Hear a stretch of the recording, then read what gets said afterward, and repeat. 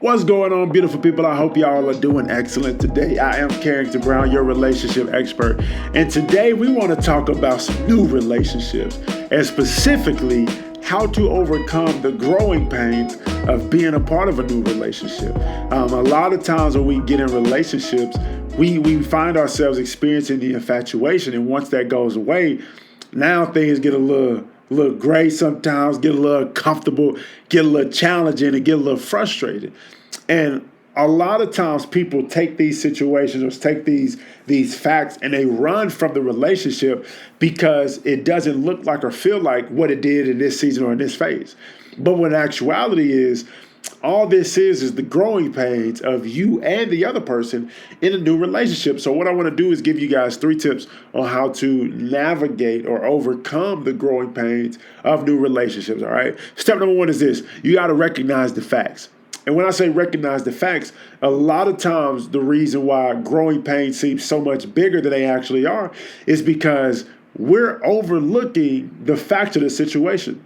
For example, let's say I get in a relationship with somebody and I've been single for 7 years and they've been single for like 4 years or single in the sense of haven't been in a committed relationship in that amount of time.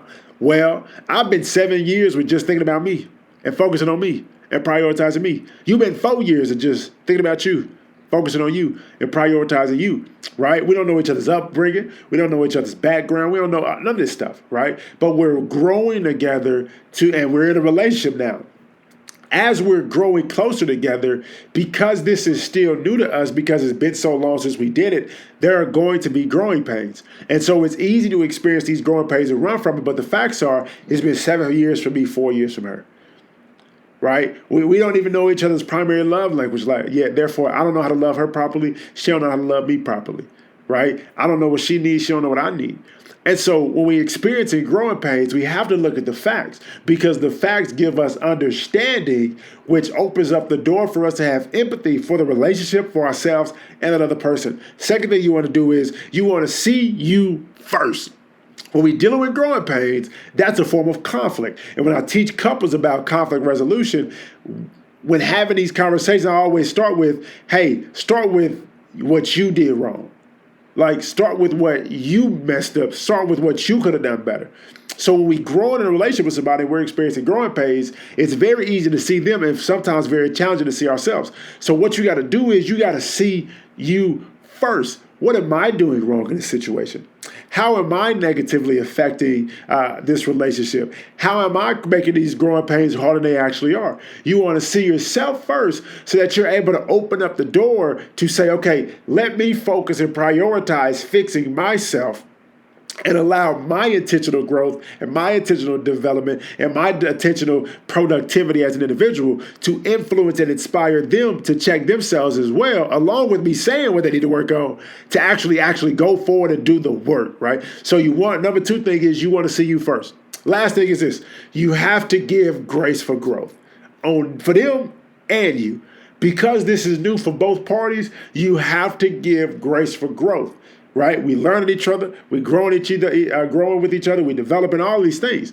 And so because we're growing, right? Growing comes with growing pains, but growing pains don't mean go. They mean grow and give grace to grow because that person needs space and opportunity and permission to grow and develop just like you do.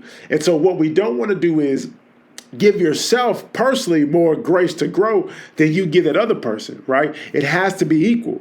And when you give people grace to grow, what it does is it allows you to have the space to extend grace, extend mercy, and they don't feel super duper pressured to be perfect right now.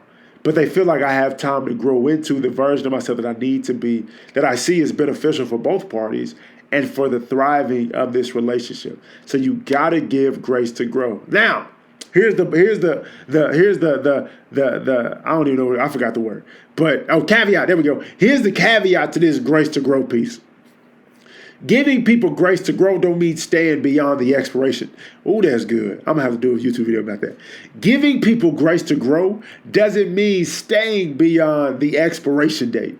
So everybody has a limit and a capacity to which they're able to wait and to be patient and to give grace to grow.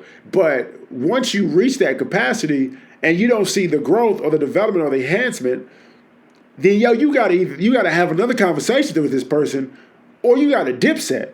Because what we ain't about to do is allow ourselves to stay too long in a relationship that this individual is not putting forth the same amount of effort or intentionality that I am and getting the results, right? So that's that, beautiful people.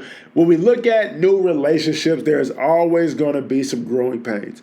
But we want to make sure that we don't allow those growing pains to scare us out of this relationship, but we actually see these growing pains, take on the challenge of these growing pains, and walk properly to get to the other side of these growing pains, which could be a marriage and the marriage that you always dreamt of and desired, all right? Thank y'all so much for tuning into this video. I hope it served you and blessed you. Like, comment, share, subscribe if you don't already. Follow me on all social media platforms. I'm at TheCarringtonBrown. And a part of this growing pain piece, especially if you desire marriage, is a matter of you asking yourself, did I proactively do what I need to do to be prepared for the type of relationship that I want to be a part of that will actually lead to marriage, right? And so what I want you to do is I want you to click the link in the description box below to take the free Are You Prepared for Marriage quiz. It'll take you 2 to 3 minutes to answer the quiz. And following the quiz, you'll get results about your situation, what your rating was, what your rank was, and then you'll get tools and action steps that you can begin taking right now, today, to get you closer to who you need to be equipped and proactively prepared to thrive in a marriage, all right? Thank y'all so much for tuning into the video. I hope you have a blessed, phenomenal, productive day. I love y'all. Peace out.